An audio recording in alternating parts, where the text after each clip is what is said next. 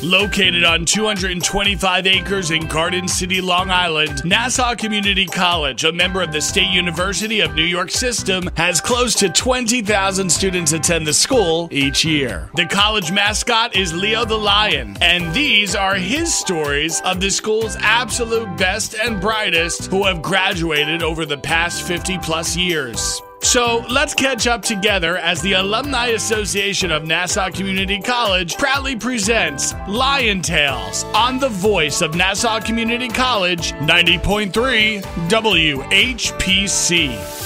Welcome to Lion Tales. My name is Dr. Lynnda Nadien, and I am a director on the board of the Alumni Association at Nassau Community College and a proud graduate. I am here to celebrate the successes of our alum, and together we will share stories that will uplift, inspire, and often amuse you.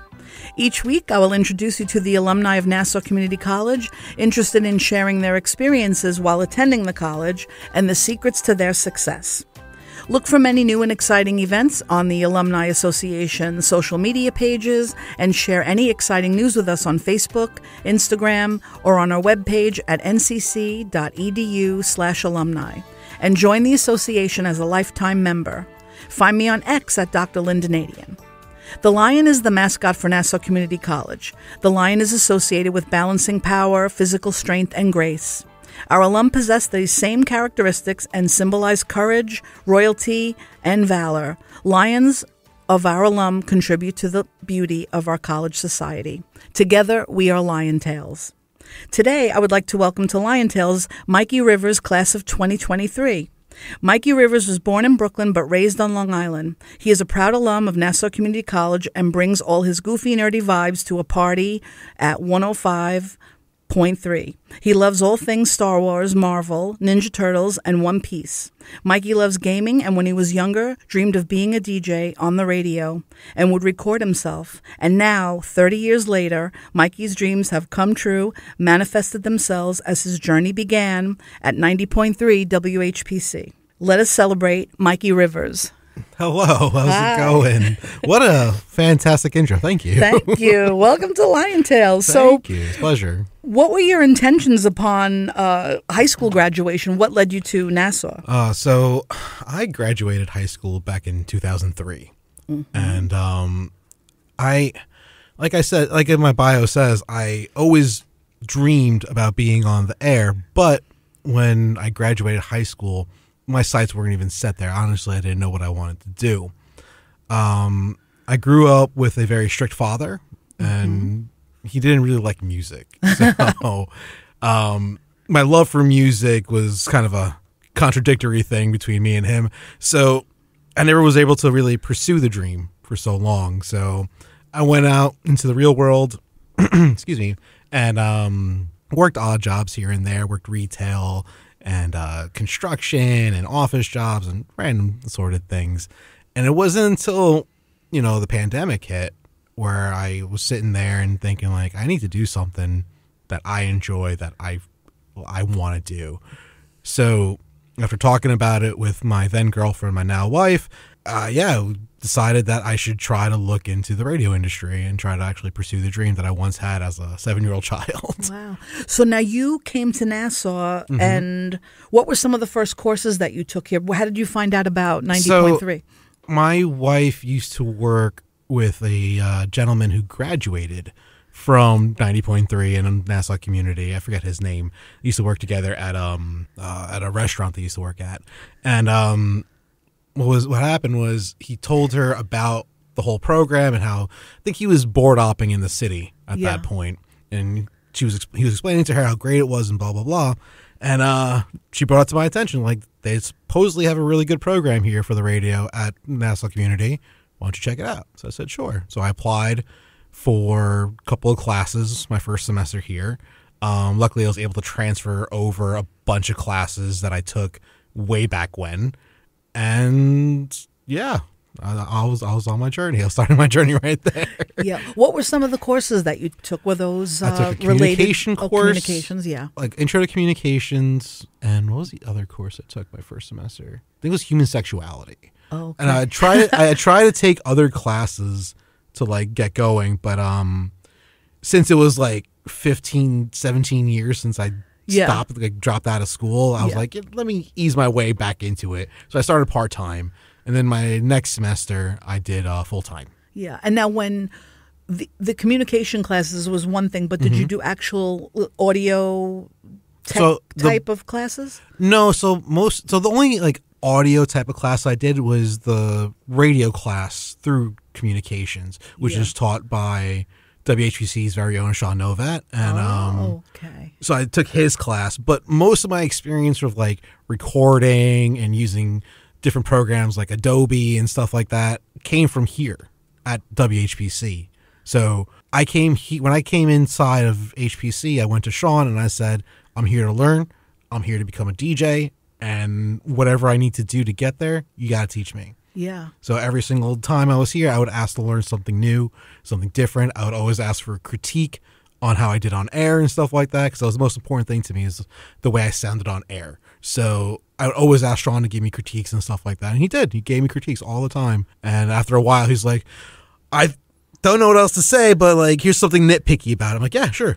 Let me know. So, and just kept going from there. Yeah, because he really serves as a mentor for the students that are here, and really sharing his expertise, because this is something that, he takes pride in, being the director of the radio station, but also making all of us as good as we can be. Right. And honestly, and working with Sean, I learned that. And honestly, I'm so happy I had him as a mentor, because his name is known throughout Long Island. All the stations know his name. They know who he is and how hard he worked. So if he puts his name on you, which I've been fortunate enough for him to do for me, it opens doors and stuff like that. Yeah. So. And he really, he's a great teacher and shows everybody exactly what they need to do. Yeah. And, I think that that's so important to have a person, especially when students are doing internships and they're really on air and they're coming to learn. And then they could turn to him and no one's kind of afraid to ask. They want the help from him. My first internship was actually here too. Yeah. And I learned more stuff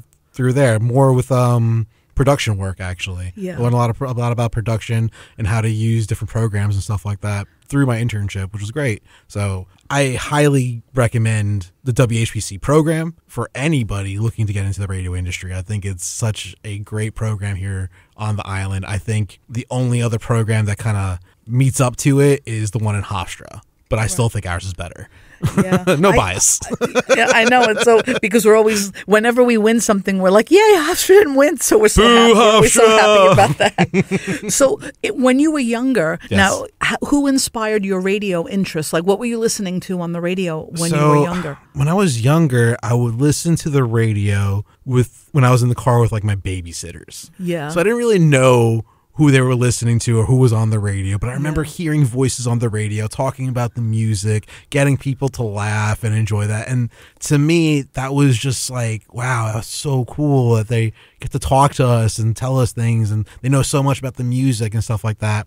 As I got older and started learning about different stations, I grew very fond of 92.3 K-Rock radio back in the day. K-Rock. And Howard Stern, Kane, Crazy Cabbie, and, anyone on K-Rock became like a guiding light for me, and I became big fans of them. Luckily, I got to meet some of them, some of the DJs through their events and stuff like that, which was really cool. Yeah. And I think I was on the Howard Stern show briefly when I was 11 years old. Stuttering John was in front of the New York City Town Hall, and it was the Yankee Day Parade, and we're all standing out. My mom, I was out with my mom and her coworker, and we saw Stuttering John, and he came up and he put me on the phone, and I just said like Yankees rule or something like that. Yeah.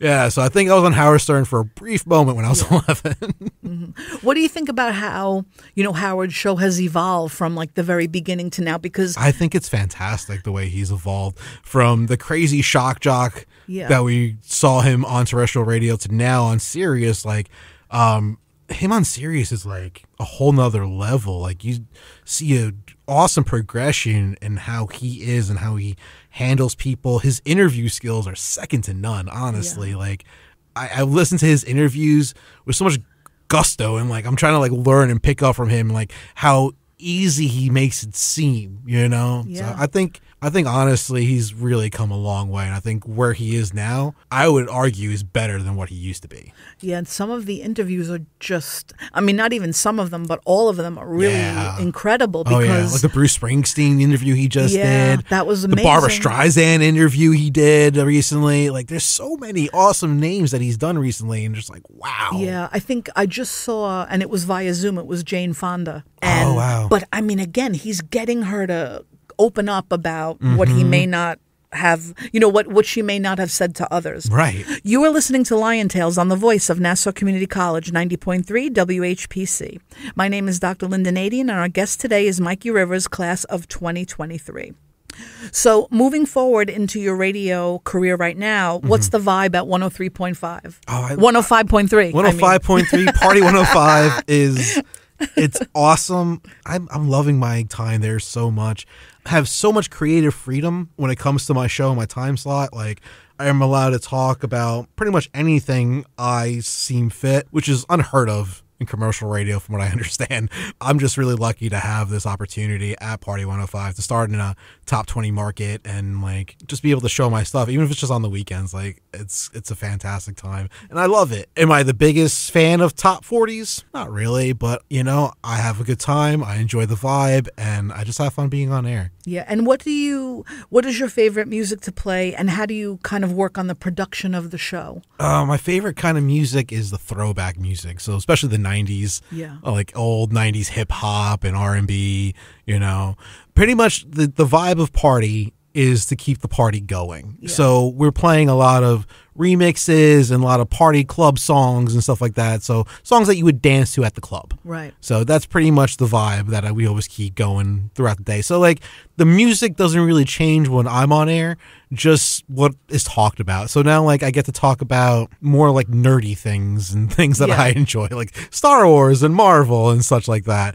While my buddy Austin, he's on middays during the week, he talks about NASCAR and things he likes at McDonald's and other goofy assorted things too. So like we're allowed to show our personality at Party, and it's awesome because most times, from what I understand, you have to fit into like almost like a cookie cutter form. But that's okay. That's part of the industry. Yeah. And so are you playing vinyl or everything's everything is computerized? Through computerized nowadays. So yeah, I mean, from what I understand, with computers being introduced to the whole industry, like everything's changing. Honestly, most commercial stations on the island, from what I've seen, use computer some kind, way, shape, or form. Yeah. Now, in the radio industry, and you've probably heard this, we as a team at WHPC went on a field trip to Connoisseur Media, and we really learned a lot there. Yeah. In terms of the board and what we would try to do, and there was a concern about artificial intelligence and how these voiceovers and these memes and all of these things could overtake the radio industry as we know it. Right. What are your feelings about that? And I mean, is it something that we really should be so concerned about, or it's really we'll always need humans? Yeah, this is an interesting thing. AI can only be so creative. That's the thing with AI. It can only be so creative. A person is hands down 100% more creative than AI is. Sure, companies might want to look into AI because it's more cost effective and it's cheaper. But in the long run, I don't think AI can ever replace people, although I think people will try to replace people with AI. Right. So I think that there needs to be some regulations out there right now, because some of the stuff that are AI are a little scary now because they seem so real, and it's getting harder and harder to see that blurred line between fantasy and reality. Yeah, there's hard to like sort of discern. Even if you're looking at a video, it looks like you're constantly questioning whether something's real or not. Like you can kind of tell with like ears that listen a lot that you may think that doesn't sound like a real voice. Is that real? Is that not real? So we can see the progression of AI in just like the year alone. So I forget when I saw this comparison of when AI was first introduced to now, to where you see a video of an AI generated video of Will Smith eating pasta. Mm-hmm. And the very first one, it looks cursed. It looks horrible. It looks scary. But now when it does it, it looks more real. it looks like it's possibly actually recorded live. So that's where we start getting to the territory of like having to worry, like, okay, now we need to be scared about these things. And, you wonder what protection celebrities have because they don't want to be used in that way. They don't want it to be sort of an artificial, unless there's an approval. Unless you're Bruce Willis. Yeah. He approved of that recently before he succumbed to his illness and all that, which was horrible to hear. But like, from what I understand, he said that he signed off on his likeness being used in the future and stuff like that. So to me, that's interesting. But he chose that. Right. He chose to do that. There are so many things out there now with AI generated stuff that people don't have that choice. Yeah. They're just being generated. I think the CEO of not of AI, but I think it's called CBOT or whatever the company's called. And they're in San Francisco, and he was interviewed, and he even said, well, I don't even know exactly what it will look like in the future. I only know what I'm seeing right now, and maybe like some avenues to explore. But as far as radio, to me, I mean, radio is an art form. Yes, 100%. So how could we ever do without it in the way that we know it from like way back when? It's when you have to look at the entire history of radio, see the progression of what it once was to what it is and how it progresses to stay relevant over the years. So if you look all the way back to radio, before there was television, there was these shows, these episodes that people would sit around the giant jukebox at their house, and listen to these shows and use their imaginations to fill in these images and stuff like that, right? Because it's basically just an announcer and a couple of voice actors acting out a show, right? And that's what it was. But once television came out, radio had to change. So then when we got radio that we're more used to now with music and DJs and what have you, and that was with vinyl records then. Then tape cassettes came, then CDs, then MP3s, So radio has always seen some type of obstacle in its way. And that's something I learned in my radio class with Sean, that you're always looking at some type of obstacle with radio, but that doesn't mean radio is obsolete. Right. And it doesn't mean that radio is unnecessary. Nowadays, you have social media. Nowadays, everyone has a podcast, right? Yeah. Everyone has a voice. Everyone has a channel. Everyone has a YouTube page. Everyone has a Spotify. Everyone has this, that, the other thing. But in the long run, you may have all these things available to you. That doesn't mean that radio is not important. What if we had a blackout? What if we had a blackout and we didn't have internet? How are you able to go to the internet and find things? You're still able to use your little battery-powered radio to listen to stations and get updates on things and like that, right? But that happened with us. Oh, what was that horrible storm? Sandy? Yeah. Remember when Hurricane Sandy happened? Or Tropical Storm? Yeah, Superstorm Sandy. Superstorm Sandy happened, and then the island was out of power for a long time, right? Yeah. And we had no power for 3 weeks. Right. We were out of the house. I think my family was out for 2 weeks, and like we didn't have internet. We had barely any way to communicate with people. Like we were charging our phones in our cars and stuff like that. And the little internet our phones gave us, that was what we had, and like even at that point, like towers were down for a little while and it was scary and you didn't have any updates, but you needed that radio. So we're sitting in our cars listening to the radio, seeing what's going on and stuff like that. Yeah, so, and making sure, I think having a transistor radio, even we were talking about CDs. Yeah. When you get a car now, if you lease a car, you buy a car, there's no CD player. No CD player. So, but the format, music is still coming out on CD, and then you want that so you could hear it in the car, but it's not really readily you got to put it on Spotify now or play it on YouTube. Yeah, and you just through have your to Bluetooth stream and it. all that. And then with transistor radios, I mean, they're still making things that you can get a transistor radio, and people are buying old radios like from the 70s and with the cassette built in. Oh, that's awesome. And it's really cool because if they still work and that's how you want to set up your equipment, and you want to listen to a cassette, which is really cool. Yeah. Talk about throwback. The only format that I don't think took off the way that maybe like CDs and cassettes was what were they? They were like little cassettes, like not MP3s, but little micro. I can't think of exactly what it was called, but they were like little teeny tiny cassettes, and you could cassettes they used to have in answering machines. Right? Yeah, like something like that. Yeah, I know what you're talking about. That didn't really go well. Mini CDs either. Those didn't really pop off either. Yeah. There's a few mediums out there that didn't really take. Yeah, now they have this thing. It's like a bracelet, and the bracelet is really like a jump drive or flash drive, and then you have the bracelet. It's crazy. So it really is crazy. Mm-hmm. You are listening to Lion Tales on the voice of Nassau Community College 90.3 WHPC. My name is Dr. Lynnda Nadien, and our guest today is Mikey Rivers, class of 2023. So now, you tell us about Star Wars and your Marvel interest, because that is also, related to music and So I'm just a giant nerd. Yeah, I'm just a giant nerd, and I've always been big on nerdy things ever since I was a kid. Before it was cool, and So my love for Star Wars and all things nerdy actually stem from my mother.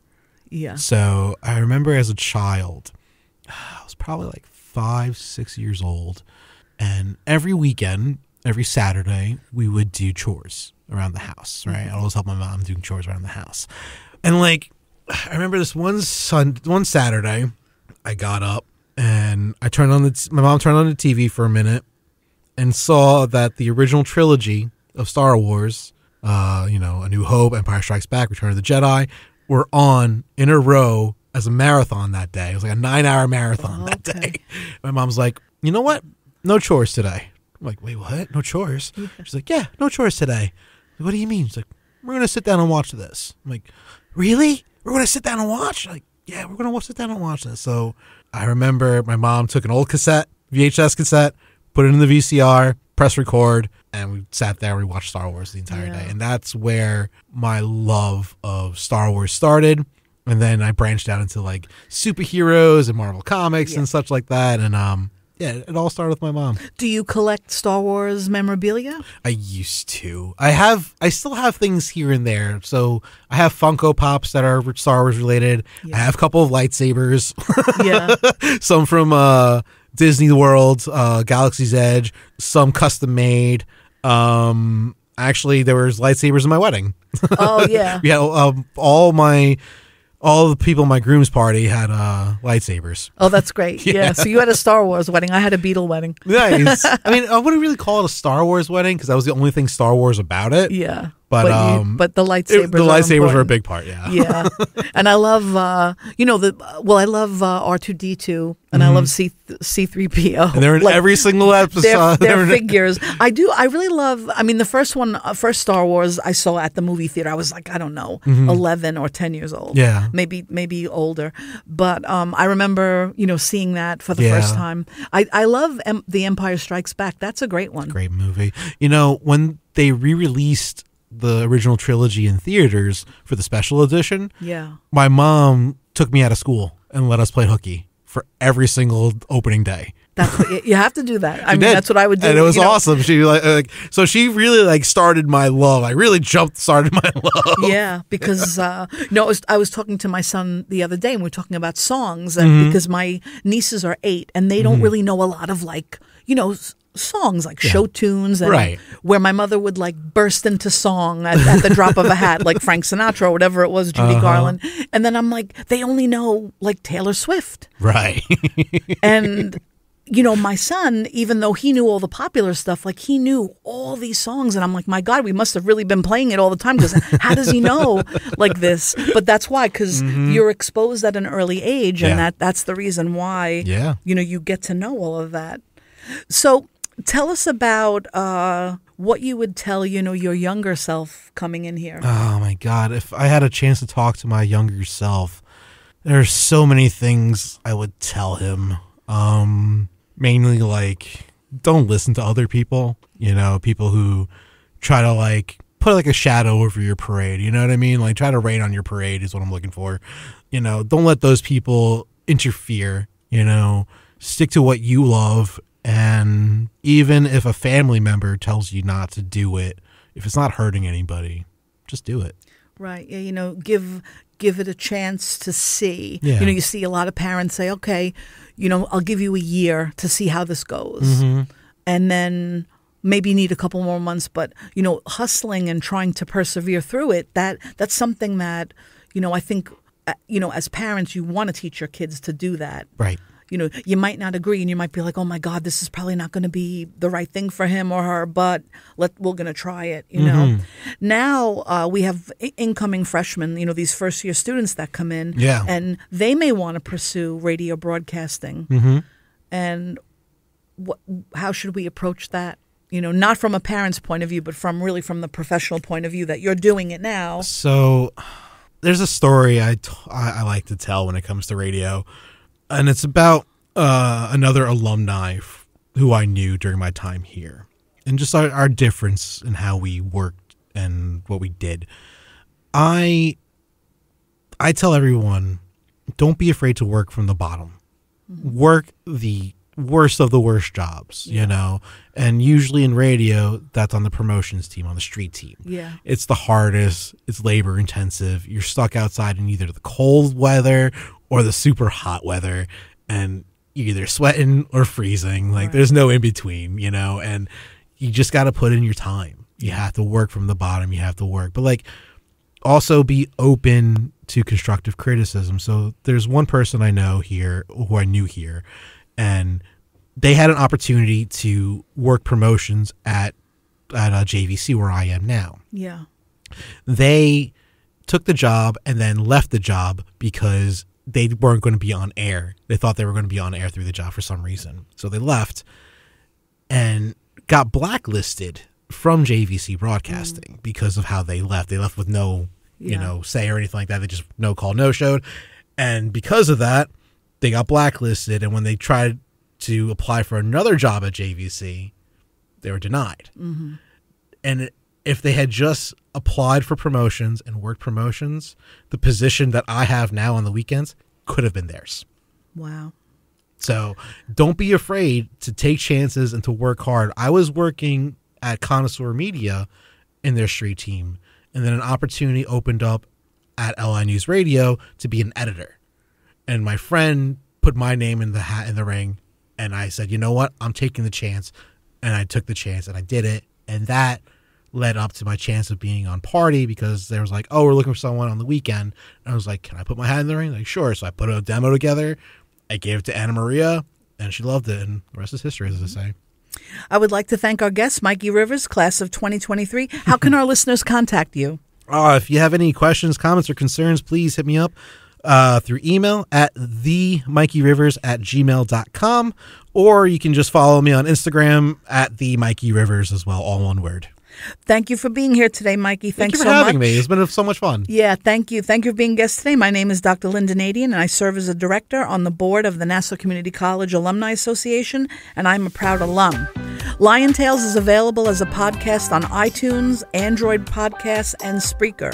More information is online at nccradio.org. Thanks for listening to Lion Tales on the voice of Nassau Community College 90.3 WHPC.